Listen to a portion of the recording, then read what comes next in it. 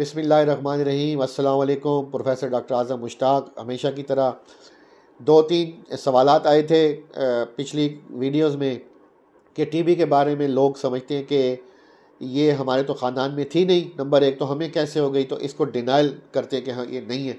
तो ऐसा नहीं है, ये जरासीम है और हवा में बहुत ज़्यादा है और हमारे इलाके में बहुत ज़्यादा है।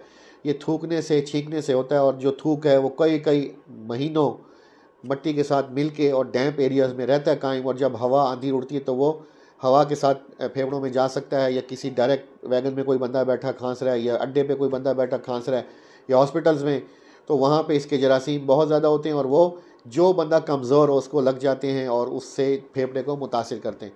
तो इसमें कोई जेनेटिक या विरासती एलिमेंट नहीं है, बिल्कुल वाकई ख़ानदान में नहीं भी हो सकती, लेकिन आपको फिर भी अलामतें हैं और डॉक्टर कह रहा है कि टीबी है, तो एक तो ये माने। दूसरा, इसका इलाज 6 महीने है और हड्डियों की टीबी और दिमागी टीबी में 1 साल तक कोर्स है। और शुरू में प्रॉब्लम्स होती हैं, ये मैदे को और दूसरी चीज़ों में डिस्टर्ब करती है। उस वक्त बंदा सोचा कि मैं इसको छोड़ दूँ, तो दवाई छोड़नी बिल्कुल नहीं, अपने डॉक्टर से इन कॉन्टैक्ट रहना है। जो इसके साइड इफ़ेक्ट हैं उनका इलाज मौजूद है। आँखें पीली हों तो भी आप डॉक्टर को बताएँ, वॉमिटिंग हो रही है, मैदा ख़राब हो रहा है तो भी आप डॉक्टर को बताएँ, वो तो उसका हल देख लेंगे। अगर जॉन्डिस है तो वो दवाई रोक के दोबारा शुरू करनी होती है, वो सारा डॉक्टर्स को पता है, वो कर लेंगे। और आपने अपना ये काम करना है कि आपने ख़ुद से दवाई नहीं छोड़नी। अगर एलर्जिक रिएक्शन है, जल्द पे दाने निकल आए हैं, शदीद खारिश शुरू है, तो फिर आप दवाई रोक के डॉक्टर से रब्ता करें और वो कुछ दिनों में हल्की दवाई दे के फिर दोबारा इस दवाई पे वापस आ जाते हैं। और इसका बहुत तरीका मौजूद है। तो मतलब हर तरह के जो साइड इफ़ेक्ट है उसका तरीका मौजूद है, लेकिन आपने दवाई अपने से नहीं छोड़नी। पेशाब का रंग, थूक का रंग, आँखों के आंसुओं का रंग और किसी भी सिक्रीशंस का रंग थोड़ा सा लाल सुर्खी माइल हो सकता है दवाई की वजह से, वो कोई गर्मी या मसाने की गर्मी वगैरह की वजह से नहीं होता, जो कॉन्सेप्ट है लोगों का। तीसरा ये कि 2 महीने, 1 डेढ़ महीने से लेकर 2 महीने तक बंदा बिल्कुल ठीक महसूस करता है, क्योंकि जरासीम एकदम रुक जाते हैं दवाई से। दवाई बहुत इफ़ेक्टिव है। तो उस वक्त वो वक्त होता है जब बंदा सोचता है कि मैं टीबी का इलाज छोड़ दूँ।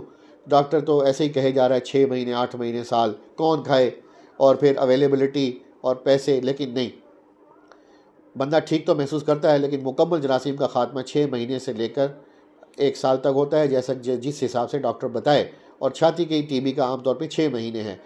और मुकम्मल जब ख़ात्मा होगा तो फिर इलाज डॉक्टर ख़ुद ख़त्म करेगा और फिर आप इंशाअल्लाह सेहत जो है वो हासिल कर सकेंगे। और जैसा कि मेरी एक गज़ल में था कि सेहत का रखें 6 महीनों का हो इलाज और सेहत का रखें सर पे ताज, तो वो उस सूरत में होगा जब आप पूरा इलाज करेंगे।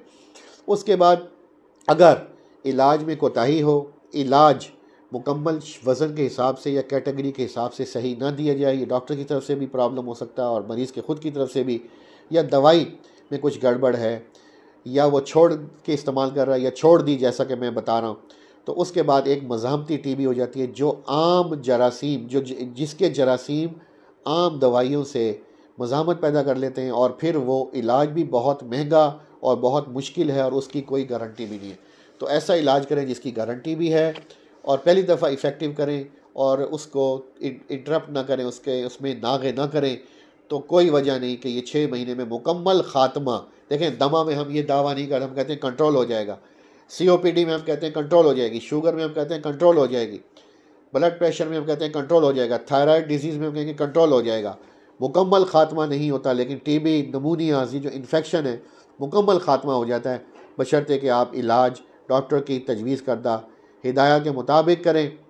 तो इंशाअल्लाह कोई वजह नहीं कि ये माशरे से भी कम ख़त्म होगी और आप लोगों के, आपके इर्द गिर्द वाले और आप सब इससे महफूज रह सकेंगे। बहुत शुक्रिया।